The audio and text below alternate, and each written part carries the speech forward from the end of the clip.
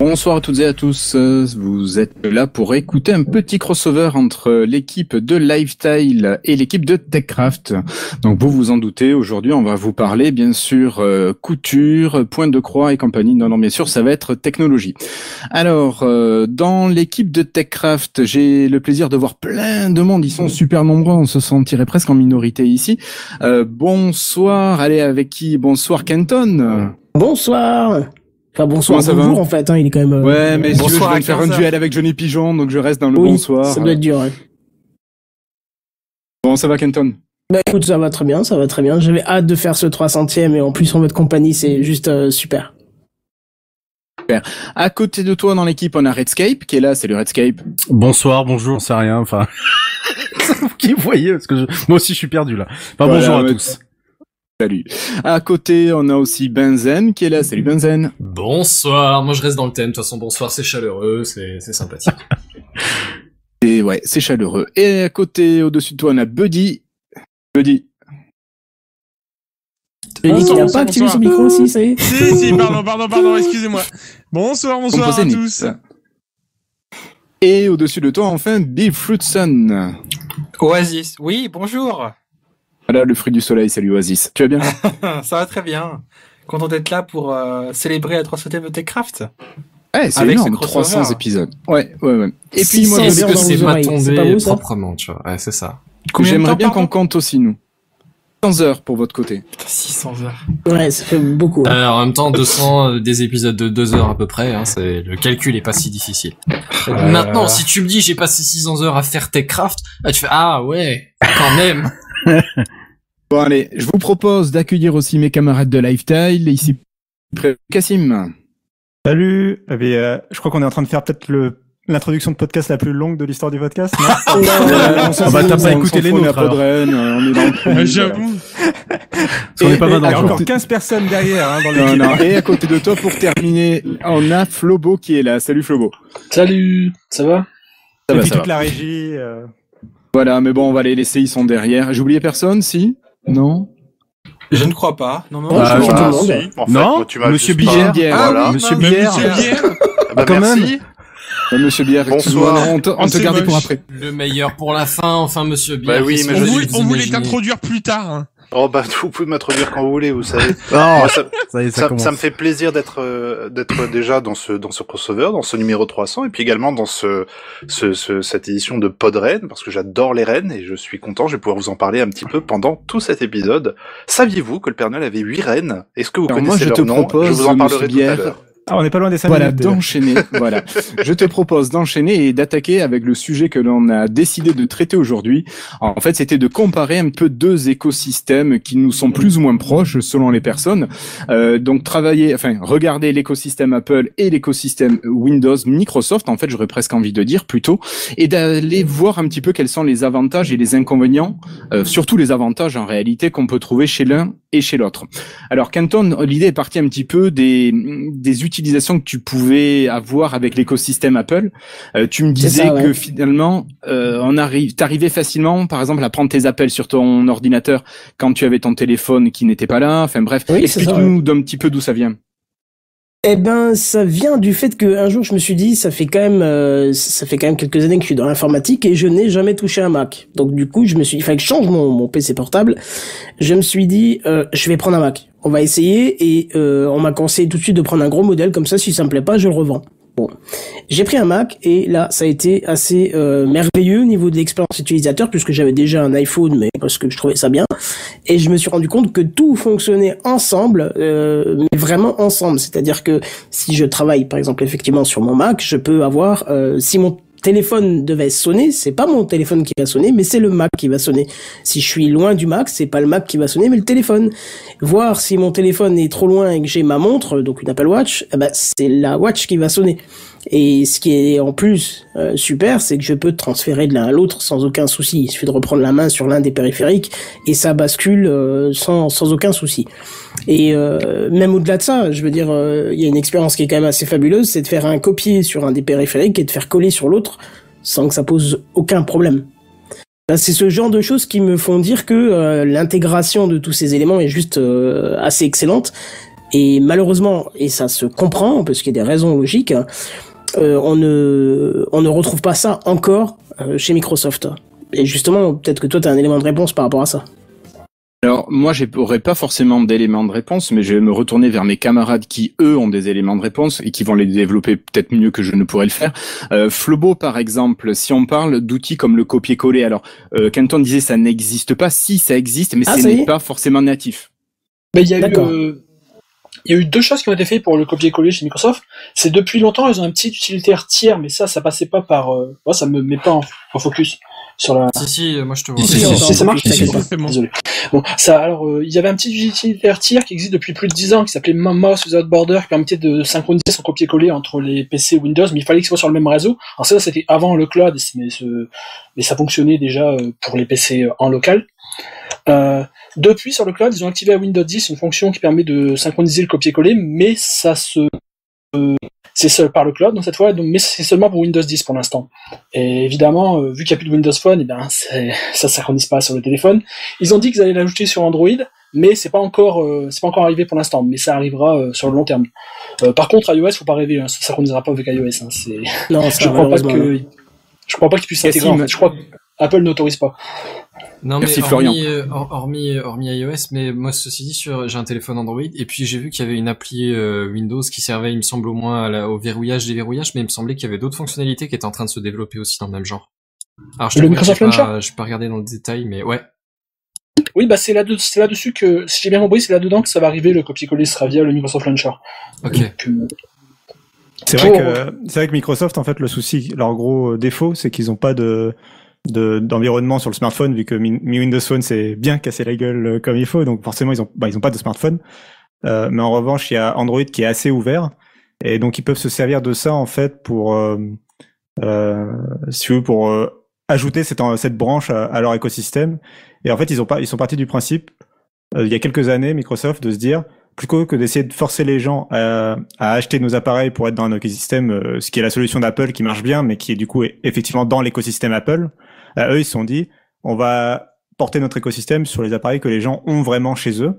Et donc ça veut dire que du coup, tu peux, par exemple, je pense à une chose, c'est le contrôle parental. Le contrôle parental va fonctionner aussi bien sur ton téléphone Android que même il y a des fonctions qui sont disponibles sur l'iPhone, il y a des fonctions sur l'ordinateur sous Windows 10, ta Xbox, etc. Je crois qu'il y a même des fonctions peut-être qui peuvent fonctionner avec la Switch. Je me demande s'il n'y a pas des éléments ou en tout cas qui sont peut-être en cours de développement. Mais non, voilà, pas à ma connaissance. Peut-être pas avec la Switch, mais en tout cas la Switch est très fermée et pas très cross device. C'est vrai que Nintendo ils sont vachement fermés aussi, ils sont assez sectaires. Bon, comme c'est plus des consoles de jeux, c'est moins visible peut-être qu'iOS et Apple en général. Mais... Bien sûr, mais l'idée en tout cas voilà, c'est pour l'idée de Microsoft, c'est autant que possible quand les écosystèmes leur laissent faire, d'essayer de s'étendre au-delà de Windows est plus du tout au centre pour eux de leur expérience. Et du coup, il y a des fonctions qui se retrouvent dans des applications qui sont disponibles aussi bien sur iOS que sur Android. Et un élément qui est fort là-dedans, c'est l'application Your Phone. Je sais pas si vous l'avez testé, donc qui est une application qui est sur Windows 10 et qui permet de synchroniser justement son smartphone autant que possible.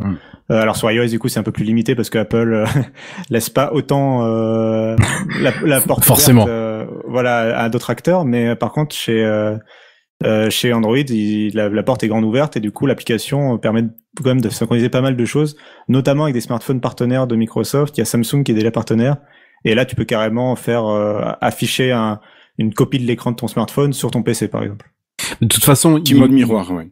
De toute façon, il y a un problème qui est assez évident quand on regarde et quand on essaie de comparer les deux écosystèmes, c'est que Apple a le PC, oui, en quelque sorte. Le matériel, Mac, tu veux dire. Le matériel, voilà, c'est ça, avec le desktop et le mobile. Ce qu'avait Microsoft aussi à une certaine époque, qui aujourd'hui, est passé, a disparu. Et qui aurait dû fonctionner de la même manière que fonctionne Apple. Maintenant, Microsoft se reverse sur Android parce que finalement, il ne reste plus que ça sur le marché. C'est leur porte de sortie, hein.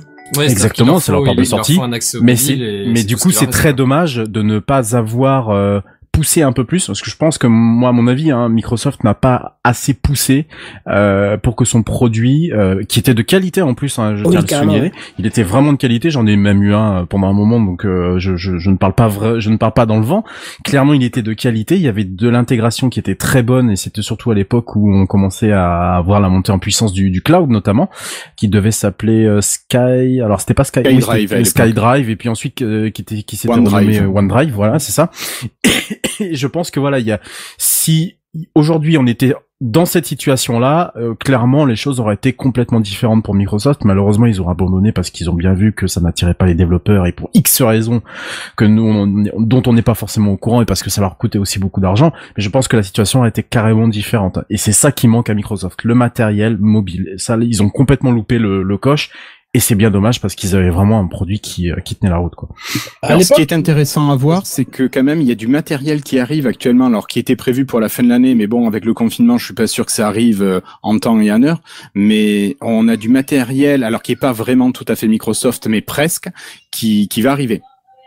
C'est-à-dire, c'est quoi comme alors je vais laisser peut-être Cassim en parler un petit peu avec les deux appareils pliables de chez Microsoft.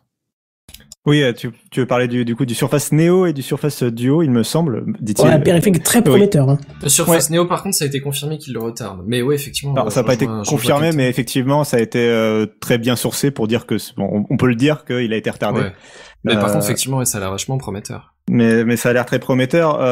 Surface Duo, c'est encore un cas un peu particulier parce que donc, d'abord Surface Neo, c'est un PC à 2 écrans qui est sous Windows 10 X, qui est une nouvelle version de Windows 10 qui est en développement.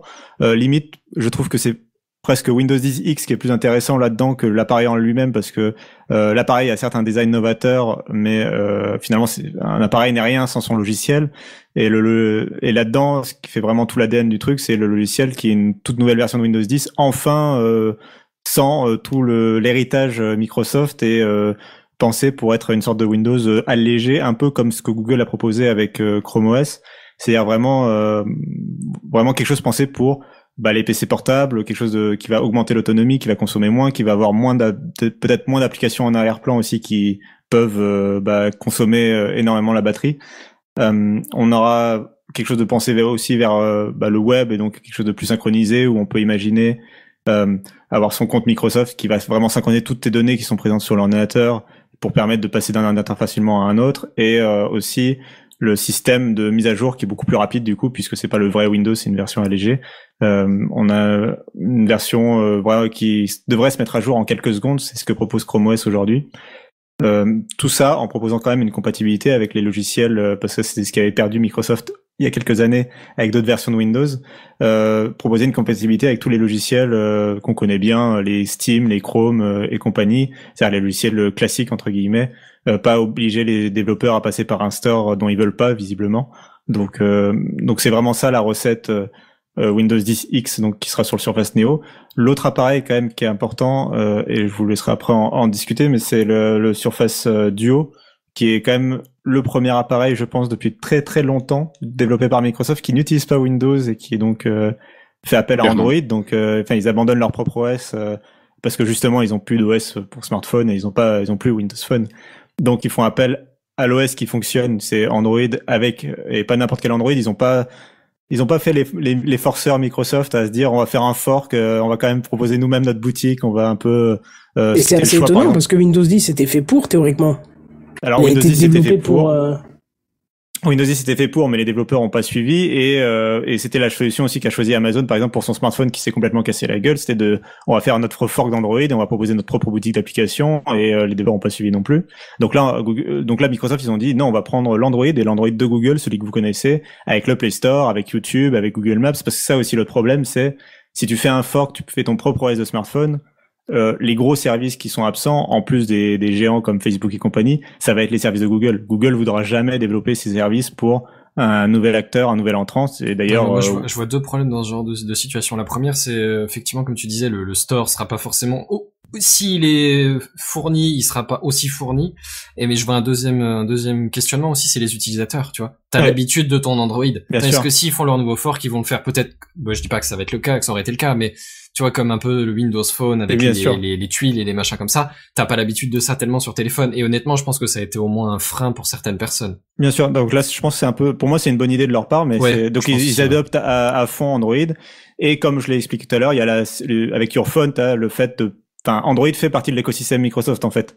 Même si c'est pas eux les développeurs d'Android, aujourd'hui ils ont toutes leurs applications qui sont disponibles dessus. Ils ont par le cloud en fait, tu te connectes à ton compte Microsoft et finalement tu peux aujourd'hui transformer un smartphone Android en smartphone presque Microsoft entre guillemets en adaptant avec toutes les applications, le Microsoft Launcher et compagnie. T'as tous les liens entre le Windows Launcher, tous les Excel, les Word et les machins. Et t'as les liens avec tout ce que tu veux. Ouais. De toute façon, ils avaient que ça comme stratégie à adopter finalement quand ils ont abandonné leur smartphone. Ils avaient pas le choix. C'était soit ils abandonnaient complètement ce côté-là. Le segment mobile, tu veux dire oui, le segment mobile. Hein. Ouais, je précise. Ils pouvaient pas être absents du segment mobile. On est d'accord. Moi, il y a quand même quelque chose qui m'interpelle énormément là-dessus. C'est Cassim t'en parlait, c'est Windows 10X. Moi j'ai quand même peur que ça se casse la figure de la même manière que feu Windows, c'était quoi l'espèce de Windows 8 qui était Windows RT. Voilà, Windows exactement. 10 mode S. Ouais. Ah oui, le mode S, carnage. J'ai peur moi avec je veux dire, ils nous ont promis entre guillemets un Windows qui serait adaptable à toutes les situations, mais il faut quand même une version qui soit spéciale pour un certain type d'appareil. Moi, je comprends pas je comprends pas trop la logique dans le sens où ils se sont déjà plantés à l'époque avec les tablettes et franchement, le Windows RT c'était quand même un truc assez imbuvable. Là, non, je suis pas d'accord avec toi. Au niveau utilisation, alors moi je vais te dire, j'ai un exemple à la maison. Ma femme, elle a passé 5 ans sur sa tablette Windows RT et ça ne l'a pas dérangé. Mais oui, d'accord, mais pour l'utilisation de ta femme. Oui, mais je veux dire, elle a une utilisation relativement basique et comme beaucoup de gens. Nous ici, effectivement, on va vouloir beaucoup plus de notre machine. Mais pour plein de gens, finalement, c'est des systèmes d'exploitation qui sont suffisants quasiment. Oui, mais il y a des choses essentielles qui ont été oubliées là-dedans et oui, ça, je suis d'accord. Ou qui ont été volontairement pas mises pour te pousser à prendre une version complète de Windows et je trouve ça ridicule. Si tu veux proposer un service, enfin un OS petite d'utilisation, il y a quand même quelques trucs que tu ne peux pas enlever de l'OS quoi. C'est obligé. Par exemple, mais justement, je pense que c'est la question du débat. Qu'est-ce que t'enlèves et qu'est-ce que t'enlèves pas? Par exemple, un truc tout bête. Moi, je travaille dans le scolaire. J'ai vu des professeurs débarquer avec une version RT. J'ai vu une version S aussi. Impossible de supporter nativement les proxys. Et on le sait. Si tu viens avec ta machine en entreprise, et c'est une tendance, hein, c'est une obligation. On ramène le terme, je sais plus comment c'est, bring, je sais plus quoi là. En gros, ça veut dire remettre ton matériel de travail. Voilà. Et on te pousse à ramener ton matos pour l'utiliser au travail et on le sait très bien. Trouve-moi une boîte qui n'a pas de proxy. Je veux dire, c'est quasi 90% des boîtes pro ont un proxy. C'est une question de sécurité de toute façon. Ben voilà, c'est ça. Et le fait que tu viens avec ton truc et ça supporte pas nativement. Alors il y avait des petites astuces. Hein. Tu pouvais forcer des clés de registre qui n'existaient pas et l'OS, comme c'est le même derrière, arrivait à les exploiter, mais nativement, ça ne le faisait pas et c'était problématique parce que tu pouvais pas du coup dire au professeur, tiens, je te donne un tuto, tu le fais et ton poste il marche. Non, il fallait que ça passe dans les mains du techos. Enfin, il y a des trucs pour moi qui allaient pas quoi. Comme le truc bidon sur RT, tu pouvais pas changer ton fond d'écran. Où est-ce que t'as vu ça quoi? Non, mais sérieux? Non, je suis pas d'accord avec toi. Ah bah dis-moi que tu pouvais le faire. Est-ce que ta femme a changé son fond d'écran? Alors ça a changé parce que les premières versions d'RT, tu pouvais pas changer le fond d'écran. Moi je te parle d'une Surface 2 RT. Pas la première, la deuxième, mais on est quand même sur Windows RT. Vous mélangez peut-être parce qu'à l'époque, Windows RT, la page pour laquelle par défaut, c'était le start screen. Et je crois que sur Windows 8.0, on pouvait peut-être pas changer, mais tu pouvais changer ton fond d'écran de bureau quand même, il n'y a pas de problème de ça. Oui, tout à fait. Je pense que la confusion vient peut-être de là. Première version de mais après la Surface c'était un excellent produit. J'en ai eu une pendant 2 ans et c'était monumental. Hein. La vraie limitation, c'est quand même que ça s'appelait Windows et que tu pouvais pas faire tourner le logiciel qui était vendu, enfin compatible Windows normalement, voilà, type Steam et compagnie. Et ça perdait les gens. Enfin, c'est bizarre quand t'as ton. C'est pas clair pour les gens. C'était pas clair du tout pour les gens. Je rappelle que la première version de l'OS s'appelait enfin non, c'était les Surfaces qui s'appelaient Surface for Windows RT au lieu de s'appeler juste Surface. Donc c'était les noms à l'époque. Enfin, les noms toujours chez Microsoft, c'est quand même assez compliqué. Oui. Ils ont pas toujours la meilleure communication.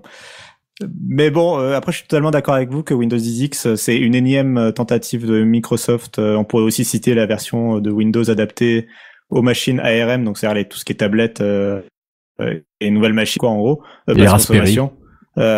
C'est encore autre chose, mais voilà, ils ont beaucoup de projets. Et des fois, ils laissent pas le temps en plus au projet de devenir mature et c'est un peu compliqué de voir une perspective là-dedans. Là, par exemple, tu évoquais tout à l'heure le fait que le Surface Duo soit repoussé à l'an prochain.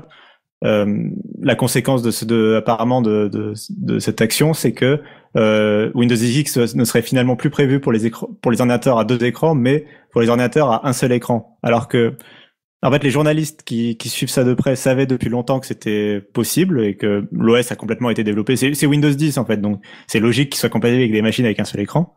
Mais la communication de Microsoft s'interdisait d'annoncer cette compatibilité. Eux, ils ne parlaient que de c'est compatible avec 2 écrans, ça ne peut fonctionner qu'avec des machines à 2 écrans. Et là, visiblement, en fait, en interne, ils l'ont pas encore annoncé, mais en interne, ça sortira en premier sur des machines avec un seul écran. Donc, ils vont devoir complètement changer de communication sur ce qu'ils ont annoncé publiquement il y a quelques mois.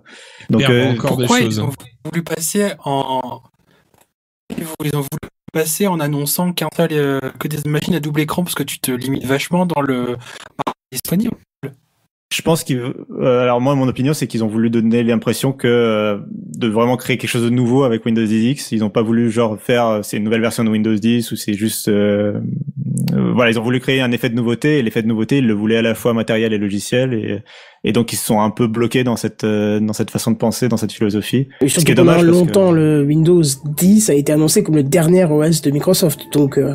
Oui, c'est ça. Ils veulent surtout pas ils veulent pas donner l'impression que Windows 10 X ce serait le successeur de Windows 10. Ils veulent, c'est quelque chose à côté. Et il y a des fonctions de Windows 10 X qui seront dans des mises à jour de Windows 10, tu vois, enfin qui seront ajoutées à jour. Donc, au niveau de l'architecture, Windows 10 X c'est beaucoup plus un Windows Phone plus en fait. Hein. Ça fonctionne vraiment beaucoup plus comme Windows Phone, comme Windows 10 classique. Je parle vraiment si tu regardes l'architecture des partitions de l'OS, des choses comme ça, c'est une variante de Windows 10.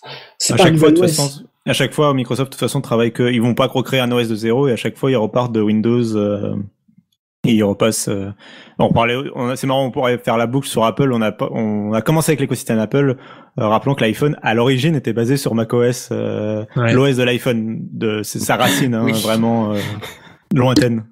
Oui, même Steve Jobs avait dit, je crois, It runs OS X de mémoire. Bien sûr. Ouais, clairement. C'est basé sur macOS. Ils l'ont énormément modifié et tout, mais sa racine lointaine, vraiment, c'est macOS, quoi. Ça se tient en même temps, hein, et puis ça a montré que ça fonctionnait. Et puis bon, par contre là, ils sont en train d'y retourner petit à petit, hein, puisque avec iPadOS. Oui. Mais en même temps, les téléphones sont de plus en plus puissants. Je veux dire, de plus en plus, tu peux gérer un noyau plus compliqué, plus puissant, tu vois. Ah oui, clairement. Au début des iPhones, c'était plus bridé par rapport à un ordi de bureau, mais à l'heure actuelle, enfin, doucement et sûrement, tu vois bien. Ne serait-ce que là, tout à l'heure, on parlait, les Excel, 365 en général, tu vois. À partir du moment où t'es capable de gérer ce genre de choses, enfin. Déjà, depuis 5 ans, avec l'arrivée de la gamme 950 XL, 950, tu pouvais docker ton téléphone et l'utiliser en tant qu'ordinateur. Ensuite, Samsung l'a fait avec le DeX. Ça, c'était classe. Ça, c'était une bonne idée, ça. Ouais, quelque chose qui a été repris aujourd'hui par Samsung. Par Samsung, voilà, exactement. Sur Android, le DeX. Ouais. Le DeX, ouais. Et Windows 10 X le proposera également, hein. On peut projeter son écran Windows 10 X sur une télé ou n'importe quoi en branchant son appareil. Ça. Alors là, ce qui était sympa quand même avec le dockage de ton 950 XL, c'est que tu pouvais utiliser ton téléphone comme souris, comme trackpad par exemple. Donc ça te donnait vachement de possibilités supplémentaires. Après, il te manquait des applications. Toutes les applications ne pouvaient pas tourner dans le mode fenêtré sur ton écran projeté. Et les principales marchaient. Après, est-ce que c'est important de retrouver un OS ultra complet sur un mobile ou sur une tablette? Je suis pas sûr, tu vois. Non, mais ce qui est dommage, je finis juste qu'à ce Voilà, exactement. Il y a quelques applications quand même si elles ne sont pas prévues pour passer en mode fenêtré, elles devraient pouvoir tourner, au moins afficher à la verticale. Je pense que c'est cet affichage vertical qui posait problème pour certaines applications. Voilà, on devrait pouvoir autoriser l'affichage vertical des applications si elles ne peuvent pas avoir un affichage horizontal. Parce que là, en ce moment, j'ai une machine chez moi qui vient du boulot, donc du coup, comme on est confiné, je l'ai pris avec pour faire des tests et tout. C'est un Windows 10, tu sais, la machine, le clavier se détache. C'est un gros clavier, mais il se détache en fait. C'est comme un portable que tu couperas en deux, quoi. C'est pas là sur Facebook? Non, c'est le nouveau, hein. Mais c'est est-ce que je l'ai pas dans le coin là? Si, je l'ai là-bas, j'irai la chercher quand j'aurai fini de parler. Non. Non, je crois que c'est une version moins chère. Mais bref, je veux dire, au niveau de l'expérience de Windows 10 quand il bascule en mode tablette, c'est une catastrophe. Mais t'as une application qui est ouverte derrière, tu ne peux pas la fermer. Tu peux que basculer dessus, tu peux pas la fermer. Si. Tu mets un son ou autre chose, pour la fermer, tu la descends du haut vers le bas. Ouais, d'accord. Totalement. C'est une gesture qu'il faut connaître. Non, mais soyons honnêtes, sur Windows 10, c'est de la grosse merde le mode tablette. Hein. Y a pas le choix. Invoquons Caradox, c'est de la merde. C'est la bonne question, c'est pas très user-friendly si non, au premier aperçu tu te plantes et que si tu râles sur des fonctionnalités de base, quoi. Mais là, Windows 8 était beaucoup plus adapté. Windows 8 en tablette, c'était le rêve. Je veux pas dire, c'était... Ouais, c'était l'OS pour les tablettes, quoi. C'est ça, c'était un OS, mais que pour les tablettes, en fait. Non. Mais Kenton le dégère pas? Ouais, non, montre-nous. Pourquoi tu casses alors ça se verra bien dans le live, je suis désolé pour ceux qui écouteront un podcast, vous le verrez pas, mais c'est vraiment un PC portable qu'on peut séparer en deux. Et il nous fait la démonstration incroyable. Le principe, c'est de retourner l'écran comme ça, et de... T'es quand même violent avec, le fermer comme ça fait du bruit, je suis désolé, et puis de s'en servir, mais c'est juste l'expérience. Alors déjà, en plus, une fois qu'elle est en veille, je ne peux plus la rallumer, il faut que je la plante et que je la redémarre. C'est énorme. C'est merveilleux. Bon, là, c'est merveilleux. Je peux faire ce que je veux. Touch, à mon avis. Elle veut pas, donc je suis obligé de la planter. Et après, seulement, je redémarre Windows et là, ça, voilà. Tu veux dire que tu la plantes dans la terre et elle va redémarrer? Planter et elle redémarre. Ok. Et on parle de quelle autonomie en utilisation comme ça, en utilisation tablette? Supposons, tu te dis tiens, je suis foufou. C'est la même. J'ai pas eu le courage de lui mettre ça. Non, mais apparemment, dans le clavier, il y a une partie de batterie en plus, hein. Ah. D'accord. Ouais. Mais bon, voilà, j'ai dû la planter, et là, maintenant, elle est relancée, mais... le beau cadre photo. Ouais, c'est un peu ça, ouais. J'ai madame qui a un ZenBook, donc elle vient de se l'acheter il y a à peu près 6 mois, et en fait il a le côté flip justement qu'il a, mais en fait sans lui démonter la tête carrément, parce que tu t'as juste à retourner le clavier et du coup ça te désactive totalement le clavier. Mais au niveau de la batterie t'es quasi similaire. Par contre en effet le côté tablette c'est vraiment vraiment une catastrophe quoi. Là encore pour moi, je suis assez d'accord, mais c'est parce que effectivement les développeurs déjà ont pas suivi, donc en fait les meilleures applications de Windows ça reste toujours le problème, c'est que c'est des applications qui datent d'il y a 20 ans, enfin que ce soit Steam, Chrome et compagnie ou VLC, c'est des applications qui n'ont jamais été adaptées. Alors ok, il y a une version dans le Microsoft Store de VLC. De VLC. Mais le cœur de l'appli n'est pas... Mais le vrai VLC en tout cas, il est toujours en version Windows classique et l'interface n'est pas du tout adaptée. Même des applications de Microsoft comme l'explorateur de fichiers sont à peine adaptées au tactile, voire pas du tout. Et ça fait que l'OS donne pas du tout l'impression, comme un iPadOS, d'être complètement pensé pour le tactile, ce qui est dommage, alors que vite, pour le coup, a créé plein de choses que Apple a même été obligé de suivre derrière. De la création de l'iPadOS et la création de l'iPad Pro ont été des conséquences de la création de la Surface et du lancement de Windows 8 et de la création de ces machines 2 en 1 dont Kenton vient de nous faire une incroyable démonstration produit. Mais il y a quand même eu un marché pour ces machines-là, notamment la Surface Pro qui a quand même créé vraiment un appétit, enfin un marché, un appétit, et qui a créé une nouvelle image. Parce que c'est fonctionnel aussi. C'est extrêmement fonctionnel. Et parce que justement là où l'iPad Pro est pas forcément un très bon ordinateur quand on lui met un clavier, même si c'est en train d'évoluer et peut-être c'est en train de se perfectionner avec les derniers modèles, c'est pas un très bon ordinateur, c'est une très bonne tablette. Le Surface Pro, c'est un très bon ordinateur portable, enfin ou un bon ordinateur portable en tout cas, qui est pas forcément une très bonne tablette à cause de Windows 10 et encore des problèmes d'adaptation, mais voilà, on a les deux côtés, si tu veux, d'un spectre, on a vraiment les deux opposés dans un spectre, quoi. Pour un même form factor, au final. Tu vois, perso, je suis plus intrigué par justement. Alors, c'est peut-être mon côté très Apple pour les objets mobiles, hein, mais quoique je me retourne de plus en plus vers Android et Google. Mais j'avoue que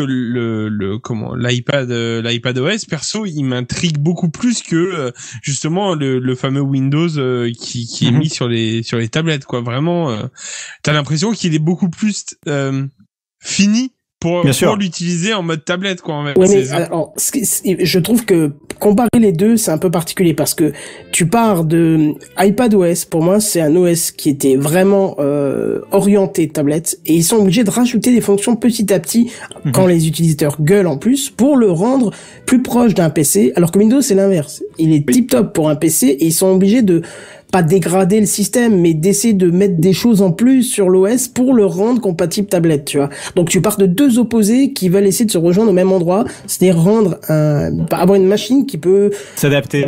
Voilà, qui est une tablette, mais qui peut faire le travail d'un PC, ou d'un PC qui peut faire facilement le travail d'une tablette. Donc c'est pas tout à fait la même philosophie en fait. Non. Parce que Microsoft, ils partiraient plus de leur ordi en mode ordi de boulot, ordi disponible pour tout le monde, tandis que les tablettes c'est peut-être plus un truc un peu fermé, tandis qu'Apple ils sont à mon sens plus partis de leur téléphone, tu vois, ils sont des téléphones avec un écran un peu plus grand, un peu plus de fonctionnalités. Mais du coup tu pars du téléphone en ajoutant des applis de bureau, ou tu pars du PC en essayant d'alléger le noyau. Ce que je viens de dire, merci de m'expliquer. Pour les personnes qui l'avaient pas compris, c'est tout. Il y a une chose qui t'a à voir, c'est que lorsqu'on était sous Windows 8, on avait un vrai mode tablette. Et là, c'était lourdingue. Non, je suis pas d'accord. Une centrale nucléaire pour faire tourner ton truc. Non, je suis pas d'accord, parce que tu vois, j'ai une Surface Pro 3, moi, qui date de sa sortie, et avec Windows 8 en mode tablette, c'était le top, quoi. Là, avec Windows 10, l'expérience utilisateur est dégradée.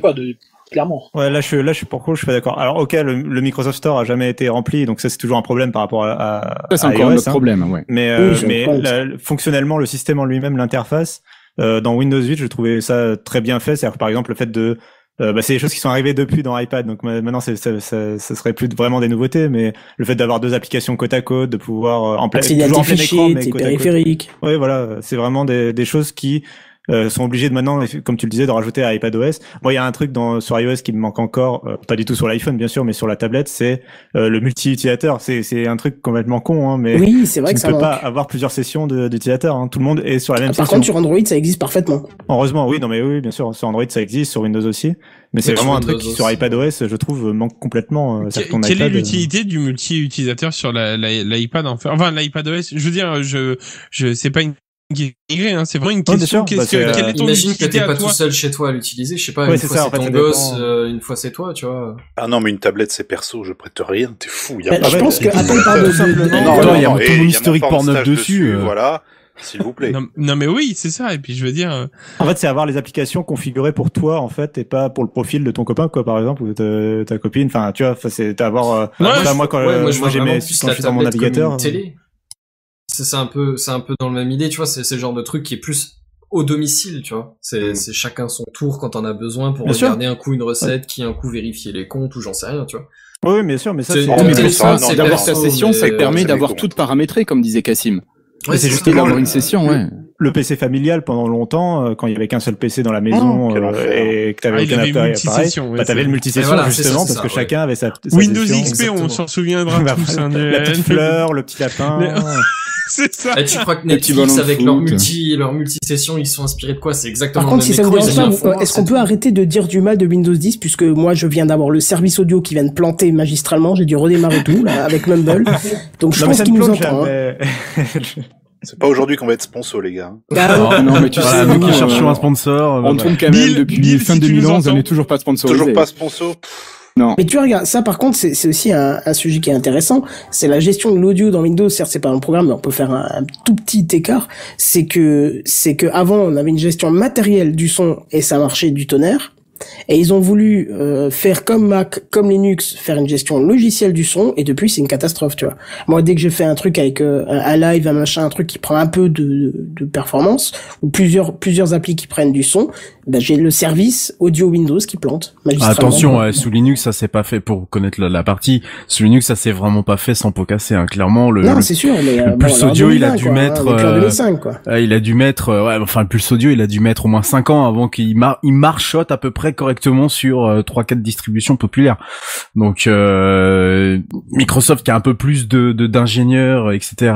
et réunis dans un seul endroit, je pense qu'ils ont...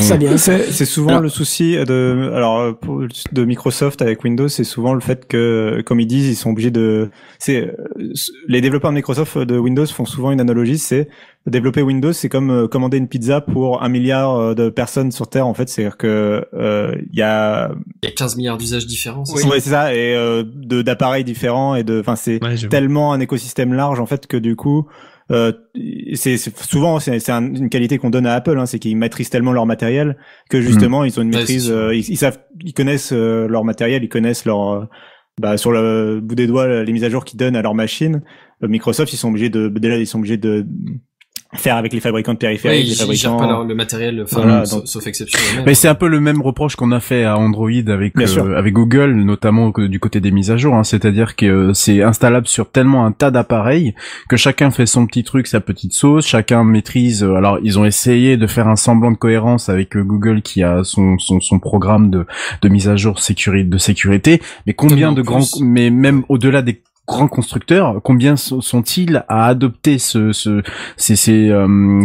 travail de mise à jour de sécurité, quand bien même qu'ils sont nécessaires, puisqu'il y a des briques logicielles profondes dans chaque téléphone qui doivent être mises à jour. Et ça, Google s'en est rendu compte il y a peut-être 2 ans de ça, sachant que ces téléphones-là, ça fait parfois des années, ou voire même ces marques-là, ça fait des années qu'ils étaient sur le marché, quoi. Et s'en rendre compte là, il y a 2 ans de ça, c'est quand même se dire, voilà, il y avait un problème quelque part. Ils savaient qu'ils maîtrisaient pas la construction du matériel, et ça, en soi, Apple, il a tout compris, quoi. Il a le matériel, l'OS, il fait ce qu'il veut, il gère tout de A à Z. Et moi, j'ai souvent loué, parce qu'on connaît aussi, pour ne pas être un grand fan d'Apple, mais j'ai souvent loué une chose chez eux, c'est la durée de vie de leurs appareils. Quand tu vois que c'est l'iPhone 6 qui supporte encore le dernier OS ou l'iPhone 7, je sais plus. Après l'iPhone 6 Plus. Voilà, après l'iPhone 6 Plus, l'iPhone 6 Plus, ça fait quoi? Depuis 2015, 16, peut-être qu'il est sorti, quelque chose comme ça, même avant, je crois. 16, je crois. Ouais. Je sais plus exactement. C'est assez remarquable. Bon, d'accord, on va me dire que le matériel est assez cher, qu'il est coûteux, etc., mais enfin, au moins on a un constructeur qui, même s'il maîtrise toute la chaîne et que c'est plutôt logique de suivre ses mises à jour, fait largement mieux que, je sais pas, Google et ses pixels, c'est combien de supports? C'est peut-être 3 ans, pas plus? Je pense pas que ce soit. Android, voilà. il y a des produits qui sont suivis sur 5 ans, mais je saurais maintenant pas dire si c'est le cas des pixels, par contre. Ouais, non, Google, ils sont pas forcément très exemplaires, malheureusement. Je me souviens d'avoir fait une news là-dessus dans TechCraft il y a quelques semaines de ça, par rapport justement au Chromebook, où ils avaient annoncé que donc à partir de cette année, tous les Chromebooks qui devaient sortir, donc ça concernait 2 modèles dans un premier temps, pouvaient être suivis jusqu'à 8 ans. Mais c'était exception faite que c'est 8 ans à partir d'aujourd'hui, donc à partir de la date de sortie de ces appareils-là. Ça veut dire que l'année prochaine, t'achètes ton matos, ces 2 matos-là ou un peu plus, l'année, tu perds un an de support, quoi. Moi, j'aime pas ce genre de politique où on dit, ouais, mais y a pas de souci, on vous fait 8 ans, et puis finalement, non, on vous fait pas 8 ans parce que c'est à partir de la date de commercialisation réelle du produit, etc. Bon, Apple, ils sont clairs depuis le départ, voilà, on commercialise le produit, on a un suivi de 4, 5, 6 ans, je sais pas c'est quoi exactement le chiffre. 2014 pour le 6. 2014, c'est quand même c'est quand même pas négligeable, quoi. Mais la force, justement, enfin, on parlait là, la force d'Apple, c'est de maîtriser son matériel, la force de Microsoft, à l'inverse, du coup, pour faire mon anti-Kenton, du coup, ça va être cette façon de gérer l'écosystème très large, et du coup, déjà, de pouvoir avoir un appareil adapté vraiment à son besoin parmi les milliards d'appareils portables qui sortent chaque année sous Windows. Et l'autre, surtout, c'est, moi, j'ai eu un MacBook Air là depuis quelques jours en test, et par exemple, quand je vais dans imprimante, il ne reconnaît pas du tout mon imprimante, il me propose juste de rentrer une adresse IP, j'en ai aucune idée, alors que Windows 10, en fait, me propose par défaut direct l'imprimante, j'ai même pas eu besoin. C'est très étonnant ce que tu me dis là. Hein. C'est très. Parce qu'en général, c'est plutôt l'inverse. Justement, en fait, Microsoft fait énormément de boulot, en fait, ils ont des bureaux entiers remplis d'imprimantes pour de gérer tout ça de façon native. Et Windows aujourd'hui intègre des pilotes pour à peu près 90% des périphériques généralement utilisés par les gens, et quand il est pas directement dans Windows, t'as Windows Update qui te le télécharge automatiquement, t'as plus vraiment ce réflexe. Oui, ça c'est bien. Là ils ont fait un énorme boulot là-dessus sur les drivers. C'est clair, c'est génial. Enfin, quand tu rajoutes ton imprimante avec un pauvre bouton, clairement avant il fallait se taper la procédure avec le CD et tout bordel. Sauf que tu as un point négatif. Les CD, putain. Un point négatif sur la mise à jour des drivers. Attention, il faut modifier une clé de registre parce que sinon il ne passe pas par le proxy qui est renseigné par le système. Truc incompréhensible. Ça fait partie des trucs Microsoft qui veut dire que le système ouvre une voie directe pour les drivers. C'est ça. D'accord. 90% je ne le savais pas, et comme je passe par un proxy dont je n'ai pas du tout la main, ça ne marchait pas jusqu'au jour où j'ai trouvé ce truc. Alors ne me demande pas où est-ce qu'elle est, il faudrait que j'aille la chercher dans une de mes GPO, mais c'est un truc à part, incompréhensible. C'est pas les mêmes équipes qui gèrent tout, et donc il y en a un qui est passé à l'as. Faudrait le remonter dans les user voice. Il y a des trucs chelous aussi qui te font derrière et que je trouve pas propres, genre les mises à jour, tu sais qu'elles se partagent en peer-to-peer sur ton réseau? Oui. Ouais, tu choisis ou non de l'activer? Ouais, la première fois, tu pouvais pas le désactiver. Quand ils ont introduit ce système-là, tu pouvais pas.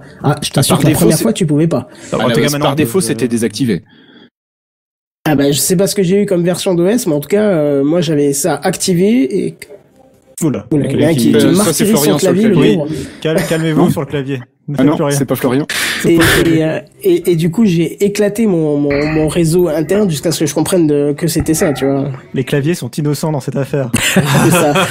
Ça devait être un clavier Microsoft.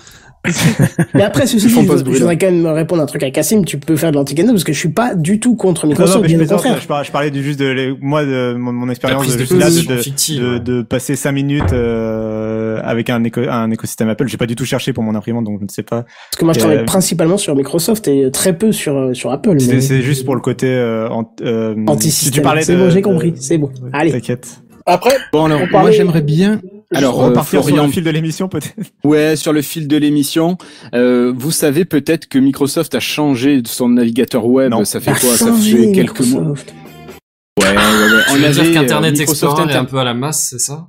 C'est-à-dire qu'il a disparu. Alors, en production, enfin en mise en production peut-être, mais dans les pourcentages d'utilisation, il existe encore. Il existe encore. Peut-être pas tellement sur Internet, mais sur les intranets d'entreprises. Par contre, oui. Alors ça, c'est lié à d'autres raisons. C'est aussi que les entreprises ne mettent pas forcément à jour leurs outils internes et elles continuent à utiliser des technos qui sont dans IE. Alors par contre, justement pour ces entreprises, il faudrait savoir que le dernier Microsoft Edge contient aussi des équivalents à Internet Explorer. Donc tu peux faire abstraction d'Internet Explorer. Voilà, tu peux activer un comme Internet Explorer dans Edge. Ça, bonne info. Et vous savez peut-être aussi que maintenant le nouveau Edge est basé sur Chromium, donc le bouton de base qui sert à faire Chrome. Mais le problème, c'est que t'as beaucoup d'entreprises qui utilisent IE, parce que ça fait des années que c'est ancré chez eux, et que c'est des fois, et certaines entreprises, c'est des paquebots monstrueux, c'est des, quand t'as plusieurs milliers d'employés, bah, c'est compliqué de faire accepter au RSI que bah tiens on va mettre Edge et que du coup il y a peut-être des failles que tu connais pas que tu vas intégrer dans ton système informatique quoi. Mais je suis d'accord que oui après pour les développeurs du coup c'est une plaie. Mais il y a des failles comme ça où c'est la raison de la sécurité et on préfère utiliser des vieux trucs que de mettre à jour. Mais là justement pour le coup c'est pas forcément la responsabilité de Microsoft, surtout que on parlait des mises à jour de sécurité, là aussi sur Android il y en a qui faisaient du bon boulot, surtout Apple fait du très bon boulot pour suivre pendant longtemps ses appareils. Microsoft fait plutôt du bon boulot pour proposer des mises à jour de sécurité sur ses OS et sur ses navigateurs pendant assez longtemps, même quand ils sont plus. C'est vrai. Il y a quand même Windows 7 qui vient tout juste de s'arrêter enfin après 10 ans. Les entreprises, Donc ils font plutôt du bon boulot de suivi de ce côté-là. Et Internet Explorer, je pense, je crois qu'il y a peut-être plus aucune version d'Internet Explorer qui est mise à jour, mais pendant longtemps elle l'était. Ça a suivi longtemps les mises à jour de sécurité, ouais. Edge existe quand même depuis assez longtemps, donc alors le nouveau Edge il vient d'arriver, mais l'ancien Edge existe. Et il est bien mieux que l'ancien d'ailleurs. C'est une des meilleures choses qu'a pu faire Microsoft, c'est-à-dire abandonner leur moteur d'avant, donc Edge HTML pour passer sur Chromium. Alors oui, ils ont un peu baissé peut-être leur pantalon, mais par contre quand on voit le navigateur, moi qui suis un sceptique de base, clairement, je tourne dessus là, que ça soit sur Android comme sur comment ça s'appelle, comme sur Windows, sur mon PC personnel, honnêtement c'est une vraie réussite quoi. Et je suis pas sûr que ça s'appelle baisser son pantalon, c'est juste prendre compte de la réalité des choses hein. Oui, mais pour une marque aussi importante, pour une marque comme Microsoft qui était là quand même avant Google, mais pourquoi non, alors là, vous faites chaque fois le même raccourci. Vous comparez à Google. Ils ont pas pris Chrome, ils ont pris Chromium, le moteur qui n'appartient pas à Google. Oui, mais attention, là-dessus, le moteur Chromium, il est libre. C'est Chrome qui s'est servi dans le moteur libre pour faire son navigateur. Mais il est quand même dirigé par Google, même si chacun peut y mettre ses contributions. Le projet Chromium est quand même dirigé par Google. Oui, c'est Google qui a créé Chromium en même temps que Chrome. Voilà. Tu vois, c'est comme Android. Il y a une version open source effectivement d'Android qui Android est sans le Play Store. Voilà. Android est un consortium normalement, effectivement, mais on est bien d'accord que Chromium est de Google. Attention. Ça, je sais pas, tu vois. Justement, chacun peut y mettre ses contributions. Donc Microsoft, qui a pris du coup sa partie pour faire son nouveau Edge, contribue maintenant, mais il appartient totalement à Google. Donc si Google un jour dit les mecs, on va fermer les sources. Bon, après ça l'aide de faire ça. On ferme les sources, ils sont tout à fait libres de faire ce qu'ils veulent. Ils peuvent tout à fait donner le produit à la communauté et dire maintenant nous on développe nos propres trucs de notre côté et Chromium se libère et redeviendrait un fork, ce qu'on appelle dans le logiciel libre un fork communautaire par exemple. Voilà. Mais il appartient malheureusement, j'ai envie de dire, à Google. Enfin malheureusement ou heureusement, ça dépend ce que vous voyez, le verre à moitié plein ou à moitié vide. Voilà. Mais en tout cas, c'est clairement lié à Google et clairement, cette adoption d'un Edge basé sur Chromium, c'est clairement se renier en quelque sorte et adopter quelque chose par un autre et passer par un externe en fait. Et du coup, même si Edge est développé en interne, même s'il contribue après au code source Chromium, c'est ce point de vue-là qui est obligatoirement est reflété dans la presse en fait. Et du coup, c'est un acte quand même assez compliqué à prendre, mais qui était nécessaire à mon avis de leur part, clairement, et qui était même très intelligent stratégiquement, c'est-à-dire maintenant ils ont presque repris la main. Alors Google continue de maîtriser bien sûr le projet Chromium, mais quand tu vois que Edge commence à être conseillé par exemple sur macOS comme le meilleur navigateur devant Chrome parce qu'il y a des choses qui sont dans Edge qui ne sont pas encore disponibles dans Chrome, ça montre que Microsoft peut reprendre la main malgré tout sur ce marché des navigateurs qui est aujourd'hui assez concurrencé par Google notamment quoi. Oui, complètement. Et en plus d'avoir l'avantage d'avoir donc du coup récupéré Chromium, il y a aussi donc ce qu'on avait fait avant, c'est le fait que c'est le successeur spirituel d'Internet Explorer et qu'il y a des passerelles qui se sont naturellement créées du coup d'après ce que j'ai entendu entre les deux. Donc les gens au niveau des DSI qui auront les passerelles sont pas naturelles hein. Elles vont devenir naturelles. Pour moi, Internet Explorer un jour va quand même finir par disparaître parce que même si on en a encore besoin, notamment pour tout ce qui est applications qui utilisent des appels Java, etc., elle va finir par disparaître. Donc il va forcément y avoir des solutions qui vont devoir être créées, si elles ne sont pas déjà créées d'ailleurs. D'après ce que j'ai compris, il y a une sorte de mode là pour Internet Explorer qui vont être créées pour passer sur Microsoft Edge. Et les DSI seront certainement moins frileuses d'aller passer sur quelque chose qui est déjà badge Microsoft que sur un autre navigateur qui ne le serait pas. Même si évidemment dans l'époque actuelle c'est plus Chrome en général qui est remis en avant et qui est installé comme navigateur secondaire. Après ça dépend des entreprises. On l'a pas dit d'ailleurs, mais on pourrait voir un petit peu. Oui, Cassim, je et je te laisse la main. C'est juste pour dire que tu parlais à l'instant de Chrome, et juste pour dire que justement Edge est compatible avec toutes les extensions de Chrome, des extensions qui sont complètement développées pour Chrome. Edge peut les attraper, ils peuvent même aller sur le Chrome Web Store de Google et télécharger les extensions. Ça montre bien aussi l'importance d'avoir pris cette base en fait pour développer Edge quoi. Moi, j'aurais aimé que Florian nous rappelle un petit peu, alors soit les fonctionnalités qui sont arrivées dans ce Edge Chromium version Microsoft, et un petit peu, il y a quelques histoires aussi qui ont eu lieu. Il y a eu des guéguerres entre Chrome qui désactivait des fonctionnalités, Microsoft qui les rajoutait dans la foulée sur son Edge. Alors à l'époque, c'était les versions bêta et Canary, mais est-ce que tu reprendrais un petit peu ça, s'il te plaît? Je trouve quand même que moi, ce que je trouve surtout, c'est que l'arrivée de Microsoft sur Chromium a relancé Chrome.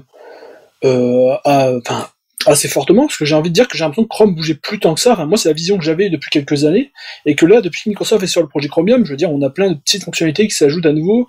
La page téléchargement, Microsoft l'a refaite, Chrome a refait la sienne dans la foulée. On voit des petites fonctionnalités comme Microsoft a rajouté comment mute les onglets. Je crois que Chrome a fait un truc à peu près similaire. Chrome, il avait déjà gérer ça, les par audios. exemple. Pardon, Chrome, il avait déjà fait ça, mais c'était en... mais il l'avait désactivé. Il avait fait un test, il l'avait fait après. Désactivé. Et Microsoft l'a remis, et donc évidemment ça force Google à refaire des choses derrière. Oula, j'ai de la musique qui m'est venue là. Oui, pareil. La même. Ouais. Moi aussi, je sais pas ce qui c'était. Un petit test de bande son, ou c'était le signal Quelqu'un qui avait mis un avant la onglet, fin, ou quelque chose comme ça. Un onglet perdu quelque part. Peut-être pour dire qu'il nous reste 10 minutes. C'est ça. Enfin bref. Oh non, allez, 6 minutes. Enfin, moi je trouve clairement que j'ai l'impression que ça a donné un coup d'élan à nouveau à la guerre des navigateurs, parce qu'évidemment Chrome écrasait tout, et que maintenant on a une sorte à nouveau un système à deux concurrents, avoir de la concurrence quoi. Qui innove. Bien sûr. Parce que de fait, en fait, Chromium c'est un peu devenu les nouveaux standards web. Hein. C'est un peu comme ça. Je sais bien qu'il y a Firefox, hein, mais bon, de fait, dans les faits, c'est Chromium qui est devenu les standards web. Firefox de chez Mozilla. de Redscape qui les a défoncés dans un Techcraft. Ça dit quelque chose, mais honnêtement. Vous voyez mon doigt là? Là, franchement. Redscape, j'ai l'impression que... Non, on va commencer parce que sinon on y fait l'après-midi, donc c'est. Ça avait pu être reproché à Microsoft de pas avoir adopté justement. Ils auraient pu adopter la base open source de Firefox pour développer leur propre OS, plutôt que mais pour créer une alternative à Google. Ah ouais, et tout à fait. De créer une vraie alternative plutôt que forcément en adoptant Chromium, de fait ils font de Chromium, même si c'est déjà assez le cas, le seul navigateur, la base standard de navigateur en fait pour tout le monde, et ça devient en fait Chromium avait presque déjà ce rôle, mais devient le nouvel Internet Explorer, le nouvel IE6 de l'époque, où même il y a des fonctionnalités, notamment il me semble Google Earth, qui ne fonctionnaient que dans Chrome et qui étaient bloqués de façon complètement politique. C'est-à-dire que les autres navigateurs étaient complètement compatibles, mais juste Google ne voulait pas l'activer et bloquer les choses de cette façon-là, un peu comme à l'époque Microsoft bloquait des trucs sur Internet Explorer 6 et jouait un petit peu comme avec le feu, un peu comme ça. Google fait aujourd'hui la même chose, et Microsoft, en adoptant Chromium, fait de Chromium le nouvel Internet Explorer, la nouvelle référence standard en termes de navigateur, quoi. Et est-ce que tu veux nous dire qu'il va finir par se vautrer comme a fait Internet Explorer? Ah, mais ça, je ne sais pas, mais tu veux dire que suprématie mène forcément à la chute, c'est ça? Une fois que t'es en haut, tu peux plus que descendre. Est-ce que Edge est aussi gourmand que Chrome, par contre? Parce que là, c'est seul gros rien à défaut voir. de Chrome, quoi. Oh non, il est quand même gourmand. C'est que là, tu vois, rien que pour le live. Si tu mets la même extension, c'est pas loin. Rien que pour le live, il y a 7 instances qui sont ouvertes pour une page web, quoi. Alors, Flobo a regardé un petit peu, peut-être Flobo, tu pourras en parler. Pardon? Non, mais je disais que quand tu toutes les mêmes extensions, c'est quand même assez lourd. Moi, très régulièrement, je sais que sur ma Surface, régulièrement, je tue carrément tous les process Edge et Chrome quand je veux que la soufflerie s'arrête. C'est Ah ouais, d'accord. C'est ça. La base est la même, c'est vraiment le même navigateur. À la base, ils ont rajouté, il y a des services, par exemple, tu te synchronises avec ton compte Microsoft plutôt que ton compte Google et des choses comme ça. Mais fondamentalement, et t'as plus d'options pour la vie privée et des trucs. Mais Microsoft en profite pour un peu titiller Google là où ça fait mal, donc ils rajoutent des choses, tu vois, pour empêcher le tracking des données. Voilà. C'est ça, ils s'associent, ils bossent les uns avec les autres, parce qu'au final, c'est vrai que, comme on l'a décrit tout à l'heure, ils ont des situations vachement similaires, tu vois, ils produisent l'OS, mais ils sont pas maîtres du matériel dessus. Il y a tout le monde qui a des surcouches ou des drivers ou des logiciels qui bossent dessus, qui contrôlent pas personnellement. Mais c'est vrai qu'ils ont quand même pas tout à fait les mêmes philosophies, tu vois. Le modèle commercial de Microsoft et d'Android sont pas tout à fait les mêmes, tu vois. On voit qu'ils cohabitent, mais c'est pas non plus genre Apple mobile et Apple fixe, tu vois. C'est pas exactement la même philosophie. Après, avec Chromium, Microsoft pourrait faire quelque chose d'autre, c'est l'intégrer beaucoup plus à l'OS pour qu'il soit plus efficace. On peut imaginer par exemple, Microsoft, avec le rachat de GitHub, ils ont récupéré Electron. Electron, ça leur appartient aussi de mémoire maintenant. Oui. Et donc, s'ils pouvaient intégrer d'une certaine façon Chromium à l'OS pour que Electron soit un peu moins gourmand et un peu plus efficace sur Windows, ça pourrait être sympathique. Et également, ça pourrait être une façon de créer une sorte de frame de front de technologie commune pour les applications .NET, parce que pour l'instant, les applications .NET, elles ont pas de, je veux dire, en console, elles tournent partout avec .NET Core. Mais on n'a pas de, je veux dire, si tu fais du WPF ou du WP, c'est seulement pour Windows. Bon, t'as Xamarin, mais t'as rien d'autre. Peut-être qu'avec Chromium et Electron, ils pourraient faire une sorte de technologie qui fonctionnerait un peu partout pour faire des applications universelles. Ils ont de quoi faire éventuellement là-dessus. Et puis après, leur but, c'est pas, là on les sent un peu batailleurs sur certains trucs, et ils veulent que Edge fonctionne évidemment, mais leur but, c'est aussi d'améliorer le code source de Chromium pour que Chrome s'améliore. Pourquoi ? Parce que avoir un meilleur Google Chrome sur Windows, Chrome étant l'OS majoritaire sur Windows, ça veut dire, par exemple, s'ils optimisent Chrome, ça veut dire une batterie qui s'améliore, etc., quoi. Ouais, c'est vrai qu'il y aura un effet, vu qu'il y a 60% ou je sais pas combien des utilisateurs de Windows qui l'utilisent. Si tu améliores le navigateur de 60% des gens, 60% des gens seront un peu plus contents de l'utilisateur de l'utilisation de Windows, et leur surface tiendra un peu plus longtemps. Bizarrement, oh mon dieu, l'autonomie des PC portables sous Windows augmente, incroyable. Bah oui, tous les journalistes font des tests sur Chrome. Gagner, Surprise. Écoutez, parfait, messieurs, il nous reste 4 minutes. Je pense qu'il va plutôt falloir qu'on fasse le tour un petit peu de savoir qui vient d'où, comment on nous retrouve, machin, et qu'on laisse 2 minutes à la technique, à l'équipe qui est derrière Podren pour faire le transfert avec l'émission d'après, qui est la désémission, je crois, de mémoire. C'est la désémission. Bref, traditionnellement, vous entendez ce petit jingle derrière qui nous rappelle que déjà. Entendez-vous, monsieur Bière? Eh oui, j'entends. Quelque chose me dit que c'est la fin. Ouais. Ce fut court quand même, 1 heure, hein. Ce fut court, mais c'était bref. On a pas fait des sujets. Bah, je pense que ça serait même bien de le refaire, mais hors cadre de Podren. Faudrait vraiment. Ça y est, il y a un TechCraft 303 là qui est en train de se prévoir. Ah bah ouais. Si l'équipe de Lifetile est ok, moi je serais pour refaire ça. Franchement, ça serait ça. Il y a pas de problème, ouais. Il y a encore des choses à dire, je pense. Mais si déjà, on n'a pas fait tour de ce qu'il y avait au programme, c'est déjà un bon début. Voilà. Comme il nous reste 3 minutes, on fait dans l'ordre. Oasis, où est-ce qu'on te retrouve? Bah, sur mon Twitter, @oasis35. Et derrière ton bureau, à faire plein de bruit, c'est ça? Oui, désolé. On va te fouetter, t'inquiète pas, on va te fouetter. J'ai l'habitude de faire de la pub pour TechCraft, si vous m'avez écouté dans le duel, mais du coup, bah, je vais pas vous le faire. T'es pardonné, alors. Tu vas faire tout le bruit que tu veux. Non, excusez-moi pour le bruit. Vite fait. Mais dis, à part ton garage, où est-ce qu'on te retrouve? Ah bah pardon, vous avez pas terminé. Sur mon Twitter et à la rigueur mon Instagram, LegoAsis, et voilà. Voilà, très bien. Buddy? Oh bah moi c'est Twitter, Instagram, enfin vous me retrouvez partout, en fait vous tapez Buddy New Live sur Google, vous verrez ma tête partout. Très bien. Benzen, JNBR, Redscape et moi-même je vais rassembler, on nous retrouve sur techcraft.fr, ça sera beaucoup plus simple, il y a toutes les infos et au moins vous oublierez pas. Et bah Lifetile, dites-nous. Alors Cassim, on te retrouve où toi? Bah, on me retrouve partout, non, je sais pas, sur Lifetile déjà, sur frandroid.com et sur Twitter @notcassim, NOTCA2SIM. Et Flobo, où est-ce qu'on te retrouve en plus de lifetile.fr? Bah, sur Twitter, hein, je suis toujours l'actualité Windows tous les jours sur Twitter, Flobo09. Et moi-même, on me retrouve sur lifetile.fr et irslo.net pour ceux qui aiment la photo. Voilà. En tout cas, Kenton, ce fut un plaisir de partager ce moment. On va caler une date pour prévoir l'épisode en version longue. Ouais, non, on va tout refaire en version longue. On aura le temps de s'écouter tous. Ouais, c'est ça. On pourra faire ça. Super. Allez, et Benji merci à tous. Et Pof qui ajoute le SoundCloud de Kenton. C'est vrai que sinon, c'est pas un épisode qui se finit bien. Bref, on se retrouve dès jeudi pour le 300 de TechCraft en épisode long. Lifestyle dès jeudi pour un épisode classique aussi. Et en attendant, on vous dit à plus. Bye bye. À bientôt. Ciao tout le monde.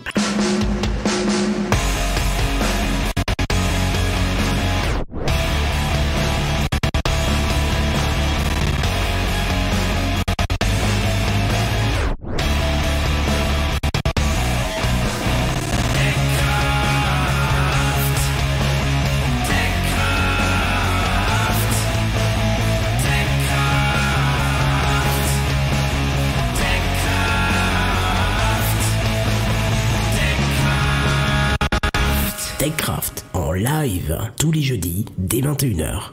Plus d'informations sur www.techcraft.fr.